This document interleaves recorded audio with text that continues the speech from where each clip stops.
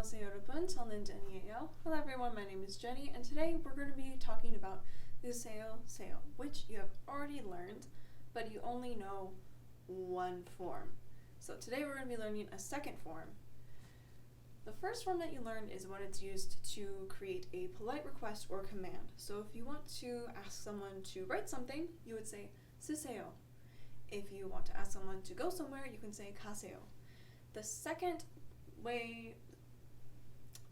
definition, I guess, that we're learning is when you are indicating your respect for the subject of the sentence when that subject of the sentence is a person. These two different forms are not distinguished in the form of the verb, meaning that if you hear this, you have to use your critical thinking skills and context to figure out which meaning is being inferred here. Are they requesting something politely, or are they showing respect to the subject of the sentence that is a person? That is very important for you to understand right away. The subject of the sentence must be the listener, the person that you're talking to, or a third person who may or may not be in the room. That doesn't really matter.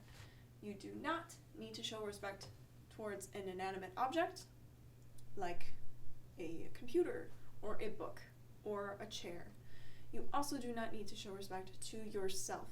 So if you are the subject of the sentence, or if a chair is the subject of the sentence, you would not use this form. You can also use this form to ask questions. So if you want to ask your teacher, 선생님, 지금 학교에 가세요? You are asking, teacher, are you going to school right now? You would not translate this as, teacher, can you go to school right now? That would be a polite request or command. That is not what's being inferred here. So you would use this form with your teachers, with your parents, with respected elders, your grandparents. That is when you would use this to indicate your respect for the subject of the sentence. You use this with verbs and adjectives. If the stem ends in a consonant, that's when you use 으세요. If it ends in a vowel, use 세요. 읽다 becomes 읽으세요, 가다, 가세요, 친절하다, to be kind, 친절하세요. If you translate these words the first way, making a polite request or command, you would translate it as please read, please go, please be kind. If you interpret it the second way, well, we have to add a subject in here first, so let's say 선생님, 선생님이, teacher. Teacher is reading. Teacher goes. Teacher is kind. When you use this form, you also do have to use polite versions of words that you've already learned.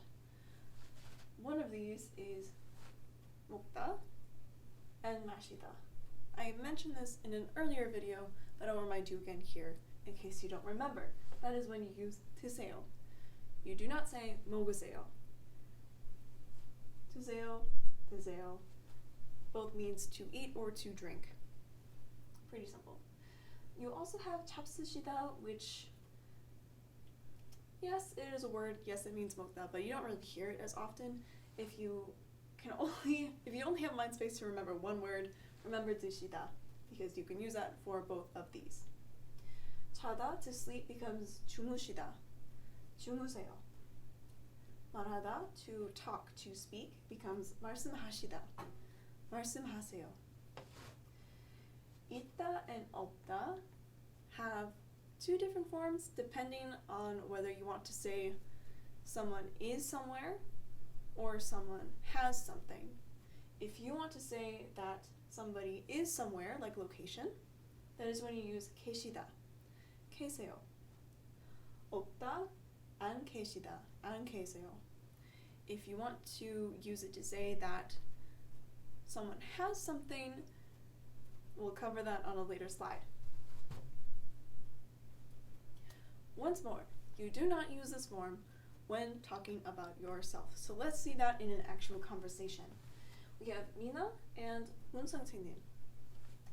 문선생님, 안녕하세요. 지금 어디 가세요? Mina is showing politeness.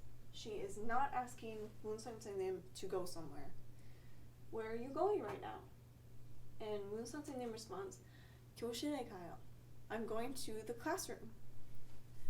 문 선생님 is not being impolite by not using 가세요. 문 선생님 is the topic of this sentence, the subject of this sentence. So, they are not being impolite by not saying 가세요. They are aware that they are the subject of the sentence, and therefore do not say 가세요, they just say 가요. I am going to the classroom. However, Mina is still talking to, in this case, the listener. She still needs to show respect. 교실에서 뭐 하세요? What are you doing in the classroom? And 문 선생님 responds, again, not using the 으세요 form because themselves is still the subject. So, 수학 수업을 가르쳐요. I teach a math class.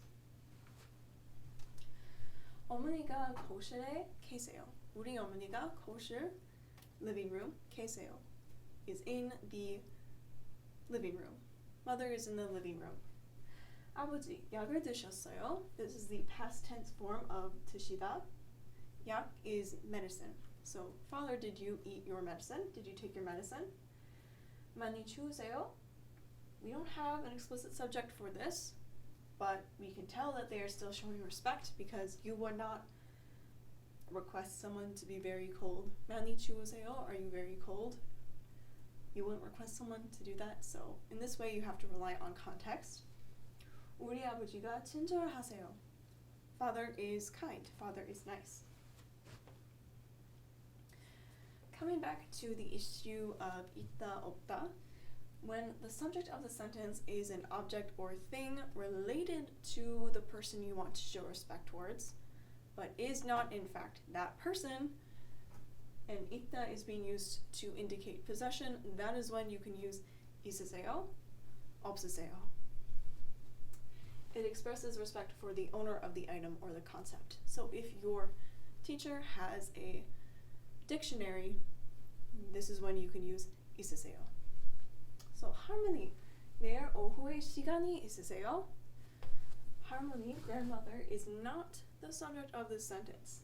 Subject of the sentence is time, but it is the grandmother's time, the person you are showing respect towards. You are asking her if she has time tomorrow afternoon. So in this case, you can say 시간이 있으세요. 할머니는 분홍색 옷이 있으세요? Does grandmother have any pink clothes? Yes, right here. 힘들다, to be difficult, to be tough. 안 힘드세요? Isn't it difficult? In this case, you're kind of like asking like, oh, isn't it difficult? Aren't you tired? Climbing a mountain definitely would be difficult. 힘들지 않으세요? Isn't it difficult? Here we have past tense. So 있다 can be 계셨어요 or 있으셨어요. In the parentheses, I have the forms, like the regular forms. So if you were not showing respect towards the subject of the sentence, you would just say 있었어요, 있었어요, 있었어요, or 갔어요. But here you would say 가셨어요, 들으셨어요, 있으셨어요, 드셨어요, 오셨어요, 선택하셨어요, 좋아하셨어요.